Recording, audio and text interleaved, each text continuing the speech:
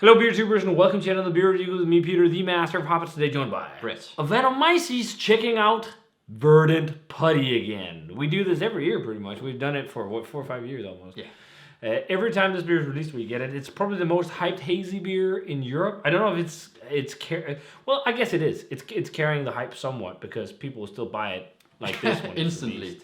Is it the best hazy beer in Europe? Maybe not. At least the last vintage was still really awesome. It was still early world class, but it's not as good as original vintages. But last year we also had lots of monkish and things like that. But I love Verdant. I love Putty. We were even lucky enough to have a taste description being on the label in one vintage, floating mangoes. Yeah.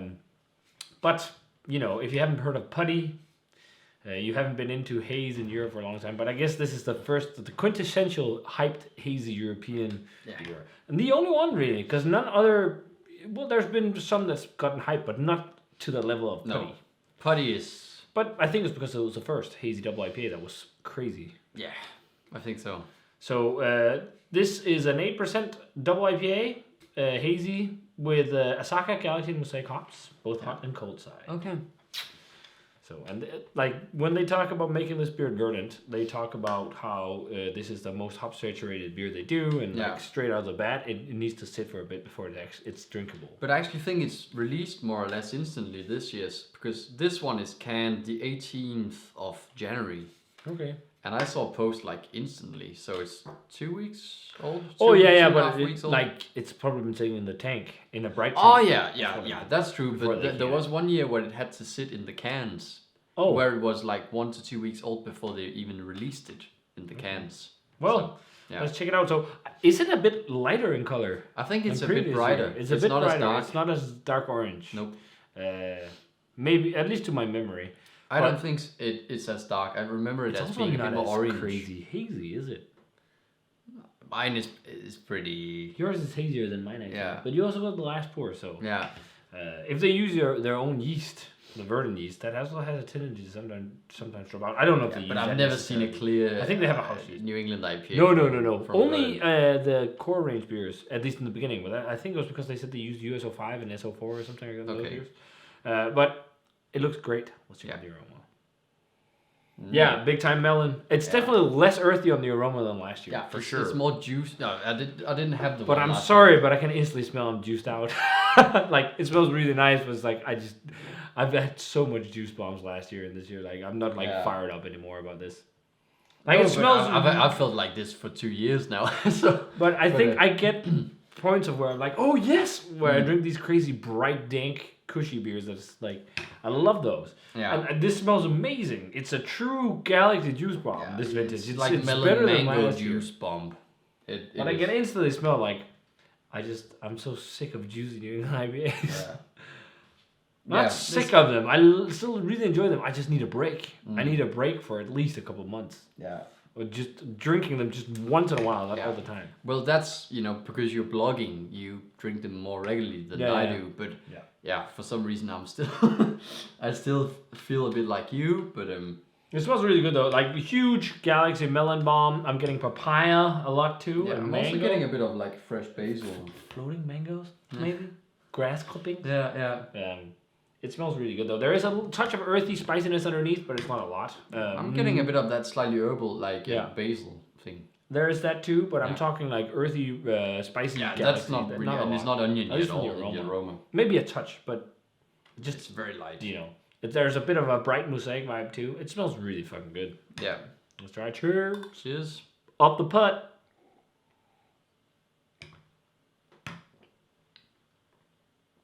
Well, there's a bit of. There is a bit of old school. Yeah, loads of. It's actually so nice that it has a bit of that. It's really good. But this one is really balanced with the. Yeah, it's not too much of spice, grassy character. But it's actually a really well balanced hazy double IPA. Yeah. But when you think of the stuff we've had from Monkish, this is so much less saturated. Like or Fidens or whatever. Like the saturation level on this is much lighter. Yeah. But it makes it even more drinkable than a lot of those. I also think the yeast expression of this is maybe a bit bigger. But the big dominant flavor is definitely melon, galaxy flavor. Melon, Loads mango, of sweet melon. but also then the aftertaste is this spicy, slightly peppery, grassy character. Yeah. I really enjoy that it has that. Also edge to slightly earthy, peppery, oniony, but it balances out the juice because there's a lot of juice in this, a lot of overripe juice, but it's not too much. And because of that, but also because it has dryness. It's not all sweet gushing over under attenuated juice. There's so much of that stuff that's just like too many esters and too high finishing gravities. Yeah, this has some bitterness and whatnot to counteract and balance it. I completely agree. And it's really fucking amazing beer. It is.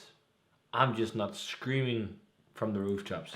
Putty is my name. I want to drink more putty. I want to take it up the putt.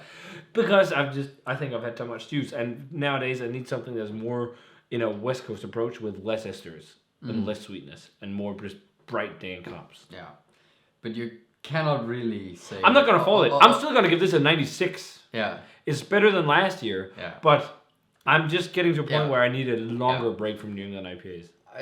This is the only New England... I have no hazies in the fridge. Yeah. Or in the cellar. And I'm not picking any up for a while. Because, I think you get annoyed. I think it's also, again, as you said, we're blog about it. So we get to try a lot of it. And if you try the same thing over and over and over, at least for me, I get sick of it. I don't want to eat the same thing every day. No. So I need some variety. Variety is the spice of life. Yeah.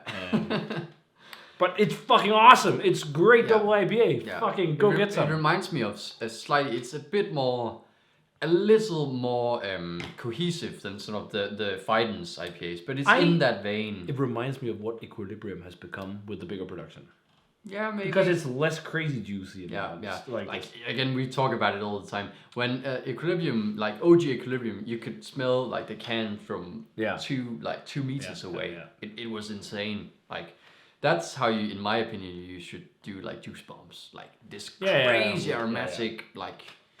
Yeah. This is also really aromatic and really Saturated. tasty. It's just like, I don't know. There's such a thing as too much of a good thing.